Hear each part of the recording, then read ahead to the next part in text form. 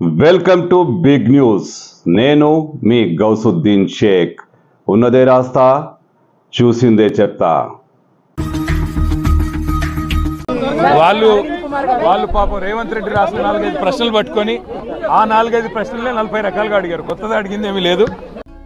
లొట్టపీసు కేసులో అదే ACB case, ACB కేటీఆర్ను విచారించిన కేసులో ఏం జరిగింది?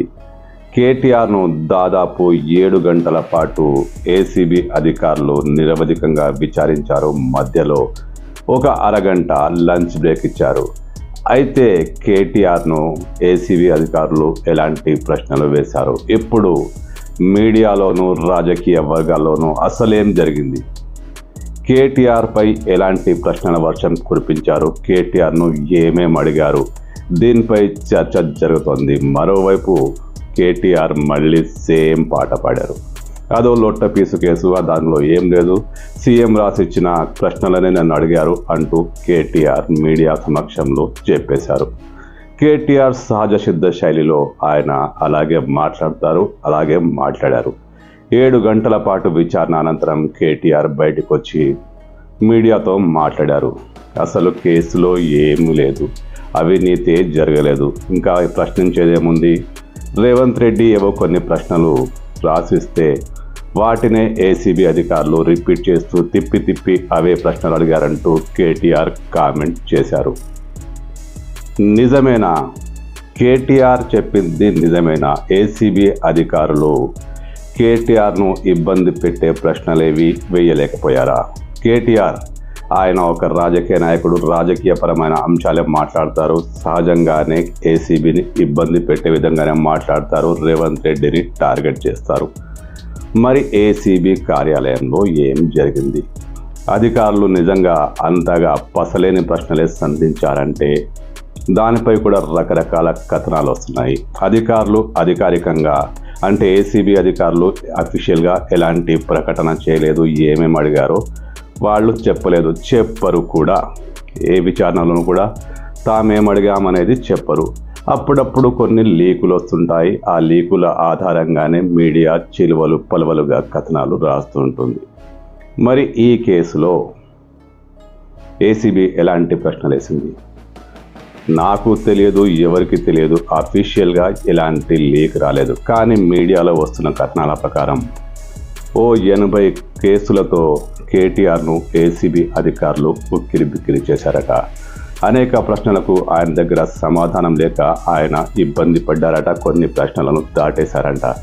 ఎంతసేపు కేసులో అవినీతే లేదు, అంతా చట్ట ప్రకారమే జరిగింది. ఒక మంత్రిగా నాకున్న విచక్షణాధికారాలతో నిర్ణయం తీసుకున్నాను. నిధులు వెళ్ళాయి, ఆ నిధులు ఎక్కడున్నాయి అన్నీ తెలిసినప్పుడు అవినీతి ఎక్కడ అంటూ కేటీఆర్ అధికారులను నిలదీశారట.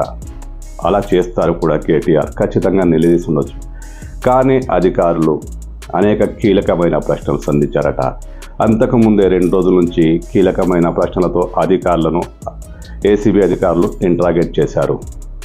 ఆ సమాధానాల ఆధారంగానే అధికారులు క్వశ్చన్స్ తయారు చేశారట, ప్రశ్నావళి రూపొందించారట. దాదాపు 80 ప్రశ్నలని కేటీఆర్ కూడా ఒప్పుకున్నారు.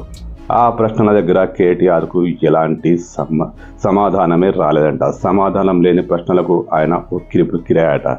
ఆయనతో పాటున్న న్యాయవాది రామచంద్రరావు ఆయనకు దూరంగా ఒక లైబ్రరీలోంచి కిటికీలోంచి అచేతనంగా చూడడం తప్ప ఏమీ చేయలేని పరిస్థితి. అధికారులు మాత్రం బంతుల వారిగా ఆయనను ప్రశ్నలతో ఉక్కిరిబిక్కిరి చేశారట. కేటీఆర్ ఎలాంటి సమాధానాలు చెప్పలేదట. సరైన సమాధానం లేకపోవడంతో కేటీఆర్ను మళ్ళీ పిలుస్తాం, మళ్ళీ రావాలంటూ ఏసీబీ అధికారులు ఆయనకు స్పష్టంగా చెప్పేశారట. ఎప్పుడు పిలిచినా వస్తానంటూ కేటీఆర్ కూడా చెప్పారట. ఆ తర్వాత ఆయన బయటకు వచ్చారు, మీడియాతో మాట్లాడారు. అయితే నెక్స్ట్ స్టెప్ ఏంటి? ఏసీబీ మళ్ళీ కేటీఆర్ను ఎప్పుడు రమ్మంటుంది? కేటీఆర్ ఈసారి వస్తే అరెస్ట్ చేస్తారా? ఏసీబీ ఇలాంటి చరిత్ర ఉంది. 1-2 సార్లు విచారణకు పిలిచి అరెస్టు చేసిన సందర్భాలు ఉన్నాయి చాలామంది విషయంలో. మరోవైపు ఈడీ కేసు కూడా ఉంది. మరి కేటీఆర్ నెక్స్ట్ స్టెప్ ఏంటి? సుప్రీంకోర్టులో ఆయనకు ఎలాంటి ఊరట లభించలేదు. హైకోర్టులో ఆల్రెడీ ఎదురు దెబ్బ తగ్గింది. ఇలాంటి పరిస్థితిలో కేటీఆర్ నెక్స్ట్ ఏం చేయబోతున్నారు? ఒకవైపు ఏసీబీ విచారణకు మళ్ళీ రావాల్సిందే, మరోవైపు ఈడీ స్వాగతం చెప్తూ నిలబడి ఉంది. ఇలాంటి పరిస్థితిలో ఈ లొట్టపీసు కేసులో కేటీఆర్ పరిభాషలో ఇది లొట్టపీసు కేసు అలాగే అనుకుందాం. మరి ఈ కేసు నుంచి తప్పించుకునేందుకు బీఆర్ఎస్ శివరాజు తప్పించుకునేందుకంటే అవకాశాలు ఉంటే తప్పించుకుంటారు. నిజంగా లొట్టపీసు కేసు అయితే ఖచ్చితంగా తప్పించుకుంటారు. రేవంత్ రెడ్డి ప్రేరేపిత కేసు అయితే ఖచ్చితంగా తప్పించుకుంటారు. కానీ అధికారులు పకడ్బందీ ప్రశ్నలతో ఆయన్ను ఉక్కిరి చేసిన మాట వాస్తవమే. ఇలాంటి పరిస్థితిలో నెక్స్ట్ ఏముంటుంది, నెక్స్ట్ బీఆర్ఎస్ యువరాజు ఎలాంటి స్టెప్ వేయబోతున్నారంటూ ఇప్పుడు ఆసక్తికరమైన చర్చ కొనసాగుతోంది. మరోవైపు ఈడీ ముందు అరెస్ట్ చేస్తుందా, లేక విచారణలో భాగంగానే ఏసీబీ అధికారులు ఆయన్ను అరెస్ట్ చేస్తారా? దీనిపై కూడా ఇప్పుడు తెలంగాణలో చర్చోపచర్చలు జరుగుతున్నాయి.